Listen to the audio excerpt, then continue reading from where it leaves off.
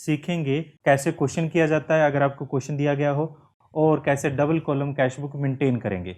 तो देखो आपके सामने क्वेश्चन को हमेशा अच्छे से पढ़ें।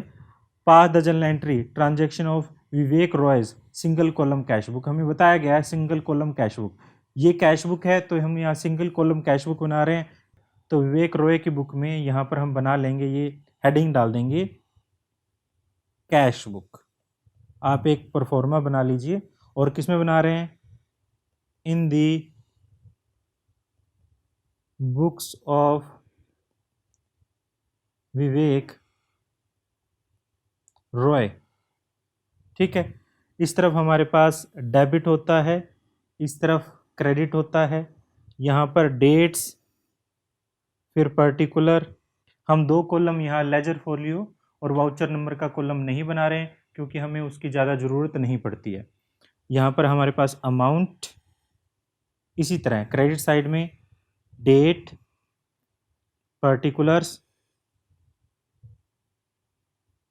और अमाउंट। हम जानते हैं कैश बुक हमारा रियल नेचर का होता है। डेबिट व्हाट कम्स इन, हम इस तरफ लिखेंगे व्हाट कम्स इन, और credit what goes out, what goes out. तो सबसे पहले बैलेंस इन हैंड। आपको याद होगा कैश बुक, कैश जो है एक एसेट है और सभी एसेट की तरह इसके बैलेंस भी हमारे पास डेबिट बैलेंस होते हैं। डेबिट बैलेंस का मतलब जो ओपनिंग कैश होगा उसको हम डेबिट साइड से शुरू करेंगे। तो ये हमारे पास बैलेंस बोलता है, balance of the cash book in hand, यानी ये ओपनिंग बैलेंस क्वेश्चन में दिया गया है। तो इसको हम 1 मार्च 2020 को, सबसे पहले हम ईयर लिख लेते हैं। यहाँ पर ईयर लिखे जाएंगे, 2020 चल रहा है ये, 2020 मार्च 1 को, मार्च 1 को। तो हम क्या करते हैं, टू बैलेंस ब्रो डाउन कर लेते हैं। जो क्वेश्चन में दिया गया है 82,000। ठीक है, गुड्स परचेज, गुड्स परचेज किया आपने मार्च 5 को। जब मार्च 5 को गुड्स परचेज कर रहे हैं तो पैसा हमारे पास से चला जाएगा। अगर पैसा गया है तो देखिए आप हमेशा याद रखिएगा, एक अकाउंट सभी ट्रांजैक्शन में तो कैश रहेगा, दूसरा अकाउंट को हम इधर लिखेंगे या इधर लिखेंगे। ठीक है, यहां पर हमारे पास बैलेंस ब्रो डाउन होने के बाद गुड्स परचेज किया तो एक अकाउंट तो कैश ही है और दूसरा अकाउंट परचेज है। ठीक है, तो पैसा हमारे पास से गया है और माल हमने परचेज किया है। तो ऐसे में हम क्या करें, क्या जर्नल एंट्री करें, मार्च को ही 5 को, मार्च 5 को क्या करते हैं, बाय, पैसा चला गया, credit what goes out, cash गया तो हम क्रेडिट साइड में लिख देंगे क्या, परचेज। आपने लिख दिया 20,000 रुपीज, जो कि क्वेश्चन में दिया गया था 20,000 रुपीज। नेक्स्ट पढ़ते हैं मार्च 10 को, गुड्स परचेज फ्रॉम गणेश। अब यहां पर देखिए आपको याद होगा जर्नल से, जब आप जर्नल कर रहे थे, वैसे लिंक ऊपर मैं दे देता हूं, जब आप जर्नल कर रहे थे, जब यहां पर कैश नहीं लिखा गया तो आप ये मानेंगे कि कैश में ट्रांजैक्शन नहीं है। अगर कैश में ट्रांजैक्शन नहीं है तो वो कैश बुक में रिकॉर्ड भी नहीं किया जाएगा। तो इस ट्रांजैक्शन को, ये क्रेडिट ट्रांजैक्शन है, is a credit transaction, hence will not be recorded in cash book. इसको आप कैश बुक में रिकॉर्ड भी नहीं करेंगे इस ट्रांजैक्शन को। ठीक है, ये इस ट्रांजैक्शन के लिए हमने लिख दिया। आगे ये ट्रांजैक्शन हमारी कैश बुक में रिकॉर्ड नहीं होगी मार्च 10 की। अब मार्च 15 देखिए, goods purchase from Lakshmi in cash, cash में परचेज किया तो माल परचेज किया है, लक्ष्मी से परचेज किया है तो हम यहां पर क्या कर देते हैं, परचेज कर देते, यहां पर हम परचेज कर देते हैं। अब यहां पर याद रखिएगा क्योंकि कैश आ चुका है तो लक्ष्मी को आप भूल जाएं। ठीक है, गुड्स परचेज फ्रॉम कैश की तरह जैसे एंट्री करेंगे तो क्या एंट्री हो जाएगी, माल, पैसा गया है, माल आया है तो बाय परचेज, कितना है, 50,000 रुपीज है। आगे देखिए, ये होने के बाद गुड्स सोल्ड, माल सेल किया है हमने, पैसा आएगा। ठीक है, credit what goes out and debit what comes in. तो हमारे पास पैसा आया है, पैसा आया है तो कैश डेबिट हुआ है, तो डेबिट साइड में लिख देंगे हम क्या, यहां पर लिख देते हैं टू, किसकी वजह से, सेल की वजह से। तो सेल अकाउंट हमारा इफेक्टेड हुआ है, यहां सेल कितने से है, 25,000 रुपए से। ठीक है, यहां पर ये देख रहे हैं सेल हमारा हुआ 25,000 रुपए, तो कैश आपका डेबिट हुआ तो आपने 25,000 रुपए सेल कर दिया, यानी कैश हमारा आया, कैश इंक्रीज हुआ, तो आप इसको यहां लिख देंगे। आगे गुड सोल्ड टू सरस्वती। अब यहां पर भी क्वेश्चन में नहीं बताया गया है कैश है या नहीं, तो हम मानेंगे क्रेडिट में है, तो ये भी एक क्रेडिट ट्रांजेक्शन है, तो इसको भी हम रिकॉर्ड नहीं करेंगे। ठीक है, goods sold to Devi in cash, तो देवी को तो भूल जाए, कैश आ गया तो गुड्स सोल्ड इन कैश की बात करते हैं हम। यहां पर कैश में सेल हुआ है, तो हम कैश में कैसे करते थे, मार्च, जैसे हमने यहां पर मार्च जो ये हमारी थी सोल्ड वाली 18 की थी, ये वाली ट्रांजेक्शन 18 की थी। अब मार्च 25 की करते हैं। मार्च 25 को हमने क्या किया, टू यहां पर कर देंगे सेल अकाउंट, जो कि हमारा हो जाता है 15,000 रुपीज। आगे मार्च 25 के बाद रिसीव फ्रॉम सरस्वती, सरस्वती से पैसा रिसीव किया है हमने, तो ठीक है। नॉर्मली आप देखिए कैश आया, कैश तो आया है, डेबिट व्हाट कम्स इन हो गया, बट पैसा सरस्वती जो है, जो सरस्वती है वो एक कैसा अकाउंट है, अगर हम अकाउंट की बात करें पर्सनल अकाउंट है, debit the receiver credit the giver, तो ठीक है, तो यहां पर ये क्रेडिट होता है। कैश आपका इंक्रीज हुआ तो आप सीधा ही कर सकते हैं, कैश इंक्रीज हुआ है, कैश आया है, तो आप डेबिट साइड में लिख देंगे, क्या कर देंगे, to Saraswati, Saraswati account, Saraswati's account कर देंगे आप। ठीक है, 28 को ये कितना हो गया, 30,000। अगर आप हमारी सभी वीडियोस को ऑर्डर वाइज देखेंगे तो आपको चैप्टर बहुत अच्छे से समझ आएंगे, तो मैं आपको रिक्वेस्ट करूंगा कि आप हमारी सभी वीडियोस को ऑर्डर वाइज देखते रहें। Paid salary to office clerk, office clerk को हमने ऑफिस सैलरी पे की है, ये सैलरी, सैलरी हमारा एक खर्चा है, इससे पैसे जाएंगे, तो 30 मार्च 31 को हम क्या करें, बाय सैलरी। आपको जरूरी नहीं है ऑफिस क्लर्क वगैरह लिखने की, तो सैलरी हमने दिया यहां 10,000 रुपए। ठीक है, उसके बाद कहता है पेड रेंट, रेंट भी आपका एक खर्च है, सभी खर्चों की तरह ये भी पेड होगा, 31 मार्च को ही हमने कर दिया बाय रेंट 5,000 रुपए। सारी ट्रांजैक्शन हो चुकी है। अब हम क्या करें, अब इसका हम बैलेंसिंग करते हैं। आप जानते हैं कि हमारा जो अकाउंट होता है कैश, वो एक रियल अकाउंट होता है, और कैश एक डेबिट बैलेंस होता है, क्योंकि एक एसेट भी है, एसेट है, और सभी एसेट के डेबिट बैलेंस क्या होते हैं, रहते हैं। क्यों होते हैं डेबिट बैलेंस, क्योंकि इनका डेबिट साइड का टोटल जो होता है वो ज़्यादा होता है। अब आप देखिए टोटल कीजिए, इसका डेबिट साइड का टोटल करते हैं, डेबिट साइड का टोटल 1,52,000 आता है। ठीक है, इसी तरह क्रेडिट साइड का टोटल कर लेते हैं, क्रेडिट साइड का टोटल करें तो हमारे पास कितना आएगा, ये क्रेडिट साइड का टोटल करें, मैं कर लेता हूँ, 20,000, 50,000 और 10,000, 5,000, 85,000, ये हमारे पास 85,000 आ जाता है।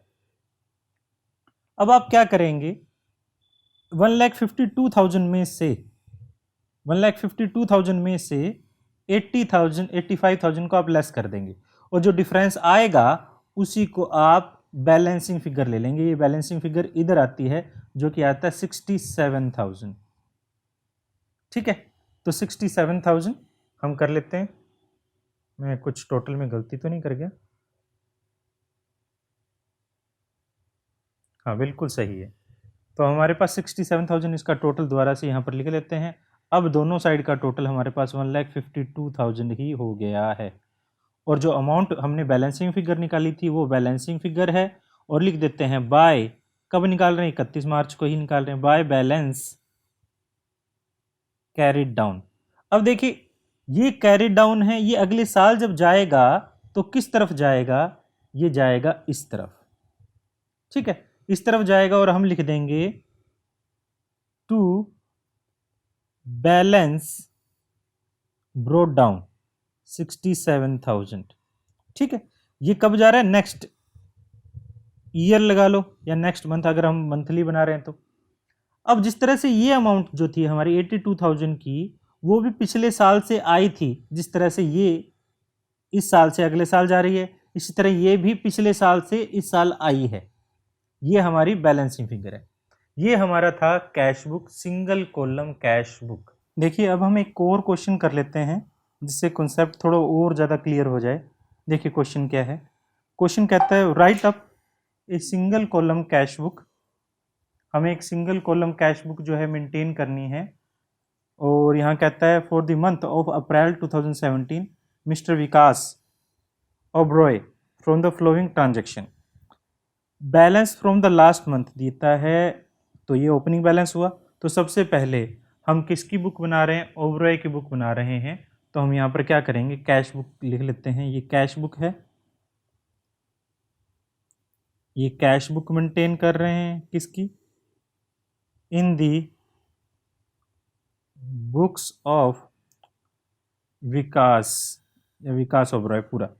यहाँ पर हमारे पास डेट रहेगा, यहाँ पर डेबिट और क्रेडिट, लेफ्ट हैंड साइड में डेबिट और राइट हैंड साइड में क्रेडिट। उसके बाद पर्टिकुलर्स, ये अमाउंट रहेगी यहाँ पर डेबिट, फिर यहाँ डेट रहेगा, फिर यहाँ पर्टिकुलर्स, और फिर हमारे पास अमाउंट क्रेडिट। तो देखिए सबसे पहले बैलेंस ब्रोट डाउन कर लेते हैं किस डेट को, अब 2020 अप्रैल 1। तो हमने 2020 अप्रैल 1, तो 2 रहेगा यहाँ पर, 2 बैलेंस ब्रोट डाउन 2,50,000 रुपीज़। ठीक है, यहाँ तक तो कोई प्रॉब्लम नहीं आई होगी। अब आगे कहता है डिपॉजिट इनटू बैंक। बैंक में डिपॉजिट करवाया गया, पैसा जो है बैंक में डिपॉजिट करवाया गया। ठीक है, बैंक में कितना डिपॉजिट करवाया गया, 75,000 बैंक में पैसा डिपॉजिट करवाया गया। ठीक है, तो देखिए पैसा हमारे पास से अगर डेबिट व्हाट कम्स इन, आया पैसा तो इधर, गया पैसा तो इधर। पैसा चला गया किस डेट को चला गया, 2 अप्रैल 2020 अप्रैल 2 को। तो पैसा गया कहाँ गया, बैंक में गया, तो बैंक को हम यहाँ क्रेडिट कर देते हैं। कितने से, बैंक को क्रेडिट कर दिया 75,000 से। ठीक है, नेक्स्ट 5 मार्च को परचेज गुड्स 40,000 परचेज किया, पैसा गया तो हम कर देते हैं 5 अप्रैल को, सॉरी, तो हमारे पास से पैसा गया तो बाय कर देते हैं परचेज। क्वेश्चन में कुछ नहीं दिया गया, अमाउंट दी गई है, तो कैश में ही किया होगा, हम ये मान रहे हैं। ठीक है, आगे कहता है परचेज गुड्स फ्रॉम रमेश। ये क्रेडिट ट्रांजैक्शन, ये रमेश से किया है, तो इसको हम यहाँ पर रिकॉर्ड नहीं करेंगे। तो 6 तारीख की ट्रांजैक्शन को हम यहाँ रिकॉर्ड नहीं करेंगे। परचेज फर्नीचर फॉर कैश, ठीक है, तो हम पर कैश परचेज को हम यहाँ ले लेते हैं। कितना है, 10 अप्रैल को बाय फर्नीचर, कितना है, 25,000 रुपये था। ठीक है, अब आगे देखिए लोन गिवन टू चरण दास। चरण दास को हमने लोन दिया है, पैसा तो चला गया, तो पैसा गया तो हम 11 अप्रैल को हम कर देते हैं बाय चरण दास। साइड में लिख देते हैं लोन हमने दिया है। कितना पैसा था चरण दास को, 28,000 रुपये। चरण दास को 20,000 रुपये हमने दिया था क्या, 20,000 रुपये। ठीक है, मैं नीचे वाला लिख गया था 20,000 रुपये। ठीक है, नेक्स्ट देखिए चरणदास के बाद paid to Ramesh discount received. Ramesh को पेड किया और डिस्काउंट रिसीव्ड किया। अब देखिए जो जर्नल एंट्री होती है डिस्काउंट की, आप जानते ही हैं, वैसे आगे टॉपिक आएगा हमारा अगर डिस्काउंट की। अब डिस्काउंट अगर आपको प्रॉब्लम आ रही है तो आप हमारी प्रीवियस वीडियोस को देख सकते हैं, मैं ऊपर लिंक दे देता हूँ। तो देखिए डिस्काउंट जो है, आपने रमेश से क्या किया, रमेश को सेल किया माल, पेड किया रमेश, और डिस्काउंट जो है उससे रिसीव किया। ठीक है, पेड किया पैसा, रिसीवर है रमेश को आप डेबिट करेंगे। टू कैश पेड किया 28,500 रुपये और डिस्काउंट रिसीव किया, डिस्काउंट है 1,500 रुपये। रमेश को टोटल 30,000 आपने पे करने थे। कैश कितने से इफेक्टेड होगा? कैश अकाउंट इफेक्टेड होगा 28,500 से ही। इसकी एक तरह से ये दो हमने कंबाइंड एंट्री की है अभी। अगर हम अलग अलग करते तो क्या करते?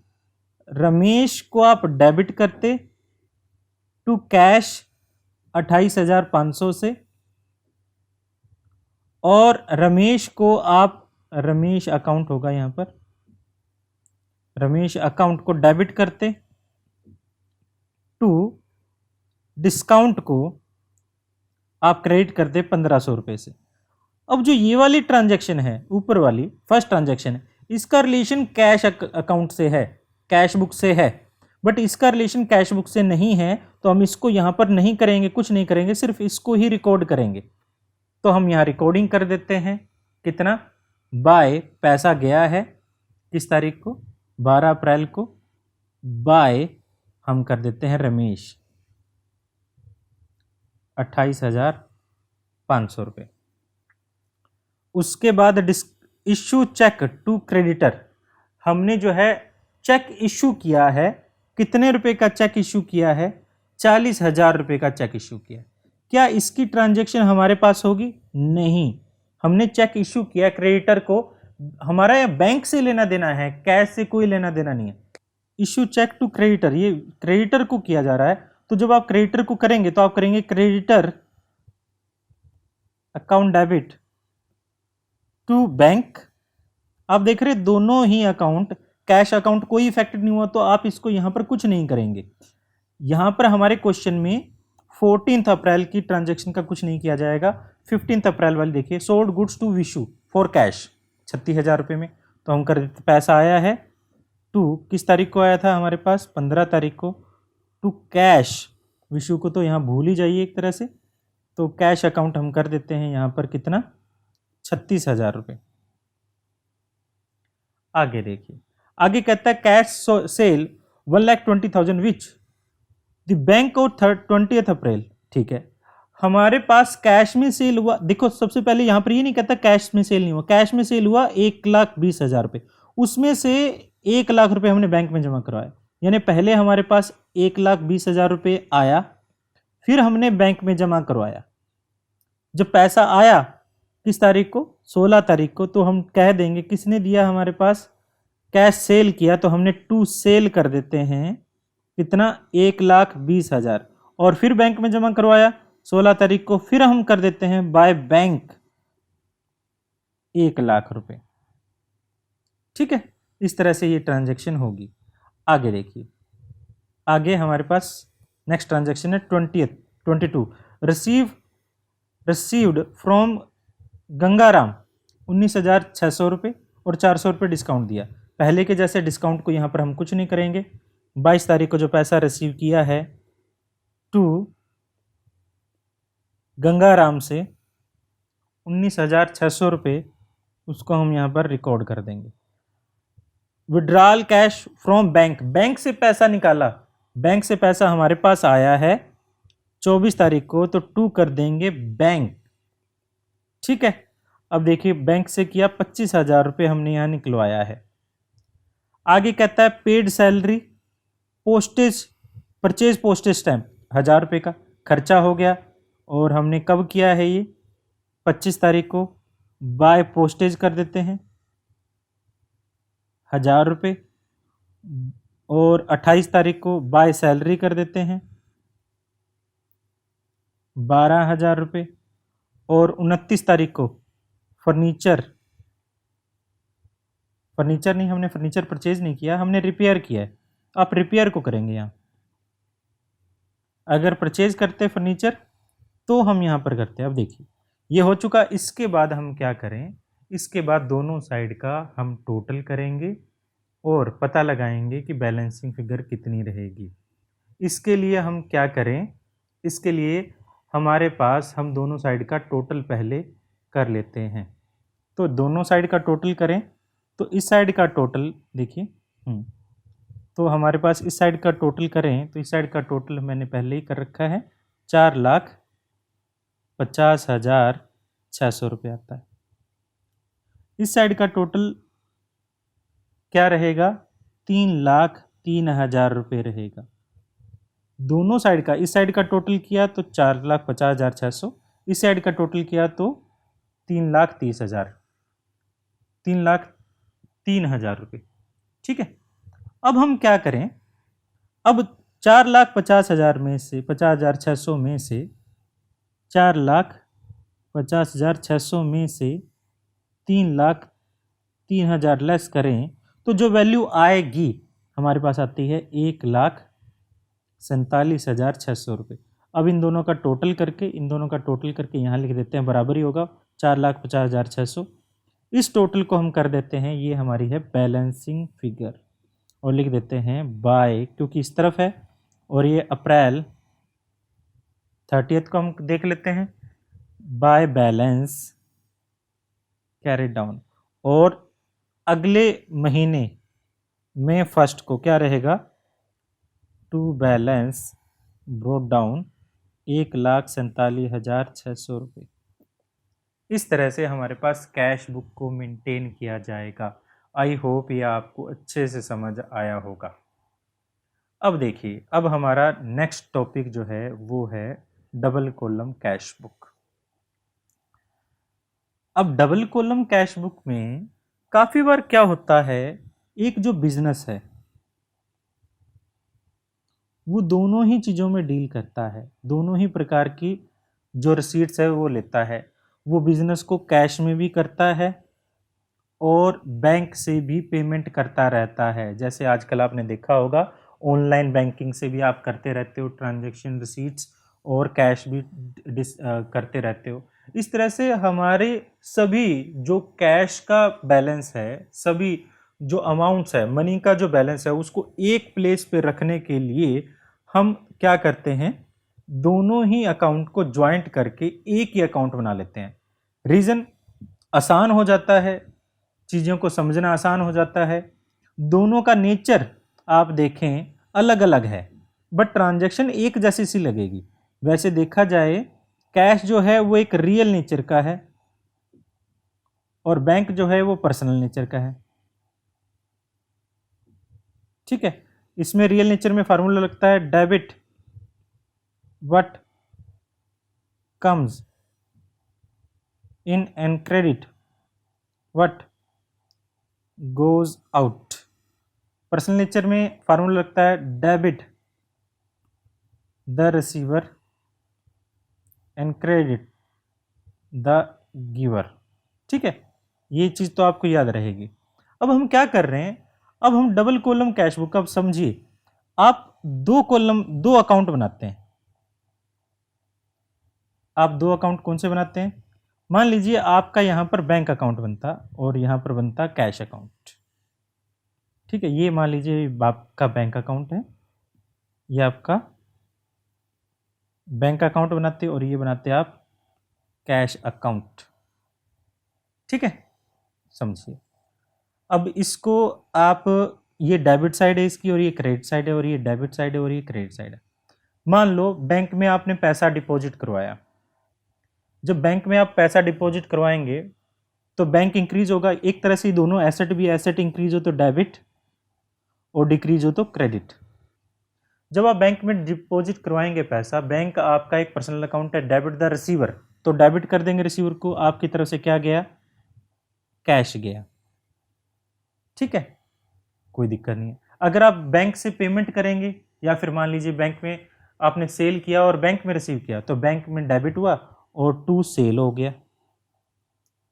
अगर कैश में सेल करते तो क्या होता, कैश रिसीव हुआ, debit what comes in cash आया और टू सेल कर देते। मान लीजिए आपने, ये कॉलम है 1,000 रुपये और मान लीजिए 2,000 रुपये।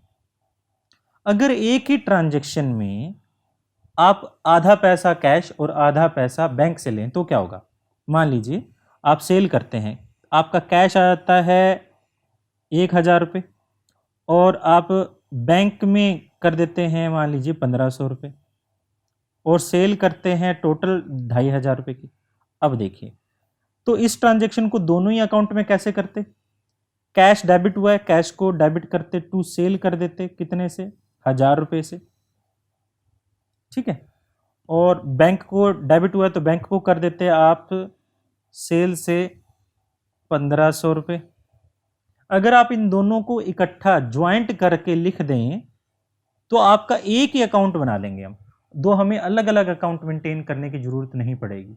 इसलिए हम क्या करते हैं, बैंक और कैश को इकट्ठा करके एक ही अकाउंट बना लेते हैं और इसे ही हम कह देते हैं डबल कॉलम कैश बुक।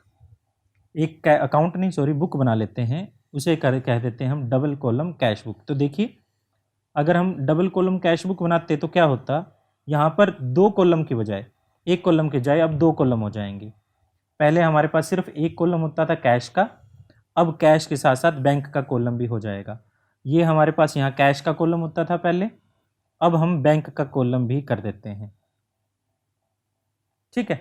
तो हमारे पास हम क्या कर देते हैं, cash book with bank column, bank column के साथ हमने कैश बुक कर दिया। तो हम क्या करें, देखो, कैश अकाउंट डेबिट हुआ, अब यहां पर हमने कैश बढ़ा है तो हमने कर दिया टू सेल, जो कैश में हुआ उसको 1000 लिख दिया और जो बैंक में हुआ उसको 1500 लिख दिया। इस तरह से हमने एक ही प्लेस पर दोनों ही ट्रांजेक्शन को एक ही प्लेस पर रिकॉर्ड कर दिया। बट जब हम इस तरह की ट्रांजेक्शन करते हैं, इस तरह मेंटेन करते हैं, हमारे सामने एक प्रॉब्लम आती है और उसका सोल्यूशन भी है। प्रॉब्लम होगी तो सोल्यूशन होगा ही। अब होता क्या है कि हम यहां पर मान लीजिए डिपॉजिट मनी टू बैंक, आपने बैंक में डिपॉजिट करवाया पैसा, मान लीजिए 1000 रुपये, 2000 रुपये बैंक में डिपॉजिट करवाया, तो आप क्या एंट्री करेंगे? बैंक रिसीवर है तो बैंक को आप नॉर्मली डेबिट करेंगे और कैश गया, credit what goes out, cash को आप क्रेडिट करेंगे कितने से? 2000 रुपये से। जहां आपका बैंक बढ़ रहा है, आपका कैश कम हो रहा है। तो आपके पास आप अलग अलग मेंटेन नहीं कर रहे, एक ही मेंटेन कर रहे हो। अगर आपका बैंक बढ़ रहा है तो आप बैंक अकाउंट को डेबिट कर रहे हैं तो लिख देंगे टू कैश, बैंक में लिख देंगे 2000 रुपये, ठीक है। इस तरफ कुछ नहीं। और कैश क्रेडिट हो रहा है, कम हो रहा है, तो कैश क्रेडिट हो रहा है तो बाय लिख देंगे क्या? बैंक। और किस तरफ लिख देंगे? कैश कॉलम में 2000 रुपये, यहां कुछ नहीं लिखेंगे, ठीक है। क्योंकि ये सिंगल जर्नल एंट्री एक ही अकाउंट के डेबिट को भी इफेक्ट कर रही है और उसी अकाउंट के क्रेडिट को भी इफेक्ट कर रही है। यानी एक ही सिंगल एंट्री जो है वो डेबिट में भी आ रही है और क्रेडिट में भी आ रही है। इस तरह से अब हम देखें तो डेबिट और क्रेडिट बराबर हो गया तो हम ना भी लिखते हैं तो भी चलता नहीं, बट हमें ऐसा ना करने के बजाय इसकी आइडेंटिटी के लिए यहाँ पर एक सी लिख देते हैं और सी स्टैंड फॉर कॉन्ट्रा एंट्री। देख, कॉन्ट्रा एंट्री क्या होती है?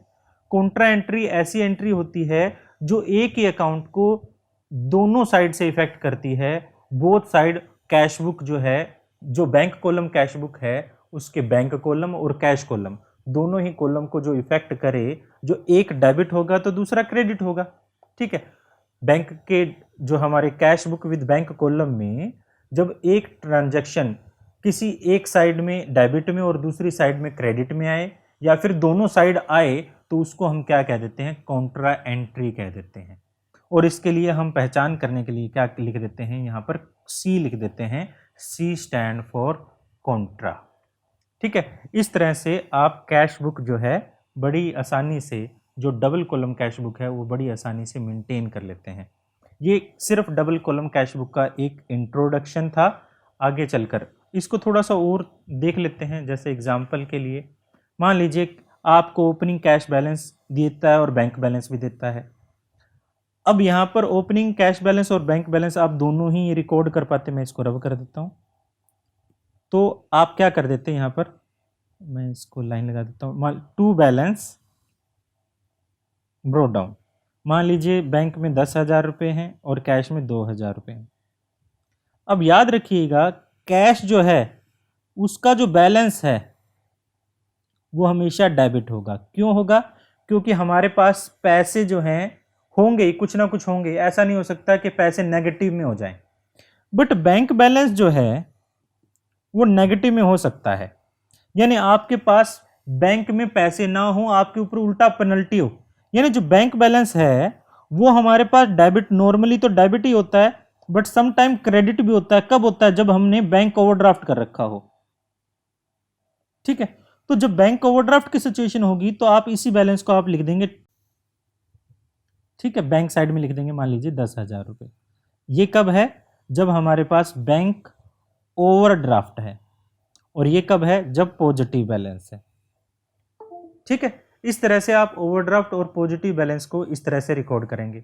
इसके अलावा जब आप गुड्स सेल करते हैं बैंक से, मान लीजिए अगर आपने माल सेल किया और पैसे चेक से आपने रिसीव किया, तो आप बैंक कॉलम में लिखेंगे। मान लीजिए सेल किया, चेक से रिसीव किया, तो बैंक इंक्रीज हुआ तो 2 लिखेंगे। सेल कितने से? बैंक से 20,000 रुपये मान लीजिए आपने सेल किया था। कोई भी एक्सपेंसेस पे करते हैं, चेक से पे करते हैं, तो बाय, मान लीजिए सैलरी आपने चेक से दी है तो बैंक से मान लीजिए आपने 30,000 रुपये सैलरी दे पे कर दी है। इस तरह से आप दोनों ही ट्रांजैक्शन को, बैंक को और कैश को, जो कैश में होगी, यानी जब भी हम पेमेंट चेक से देंगे, पेमेंट जो है चेक से दी जाएगी, तो वहां पर हमने बैंक से पेमेंट किया है। अगर रिसीव की जाएगी चेक से, रिसीट्स जो हैं वो चेक से रिसीट की जा रही हैं, तो वो भी क्या हो रहा है? हमारे पास बैंक से है। ठीक है, अब यहां पर एक छोटी सी प्रॉब्लम और आती है। आपको शायद याद होगा चेक इन हैंड। काफी बार नॉर्मली अज्यूम्पशन किया जाता है, क्या अज्यूम किया जाता है कि date of receipts, date of received of cheque is same the date of deposit, date of deposit into bank for payment। ठीक है, हम ये मानते हैं कि जिस दिन हमें चेक रिसीव हुआ उसी दिन हमने चेक को क्या कर दिया? बैंक में डिपॉजिट करवा दिया पेमेंट्स के लिए। बट काफी बार ये डेट अलग अलग दी गई होती है, यानी चेक रिसीव्ड की डेट अलग दे रखी होती है और चेक पे जो बैंक में डिपॉजिट करवाने की डेट अलग दे रखी होती है। मान लीजिए आपने चेक रिसीव किया तो आप यहां लिखेंगे cheque in hand, cheque in hand to, मान लीजिए राम ने दिया था। जब आपने पैसा जमा करवाया बैंक में तो आप लिखेंगे यहां पर bank debit to cheque in hand. ठीक है, ये होता है। अब ये जो ट्रांजैक्शन हमने, ये वाली ट्रांजैक्शन है, इसको हम रिकॉर्ड नहीं करेंगे, इसको हम कैश बुक में रिकॉर्ड नहीं करेंगे, सिर्फ इसी को रिकॉर्ड करेंगे जिस दिन वो बैंक में जमा हुआ है।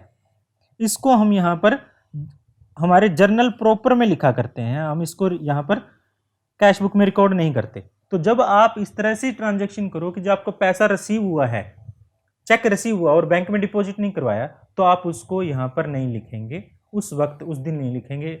उस दिन कैश बुक में लिखा जाएगा जब वो बैंक में डिपॉजिट हुआ है। ठीक है, आई होप ये आपको समझ आया होगा। नेक्स्ट वीडियो में हम कुछ डबल कॉलम कैश बुक से रिलेटेड कुछ क्वेश्चन करेंगे।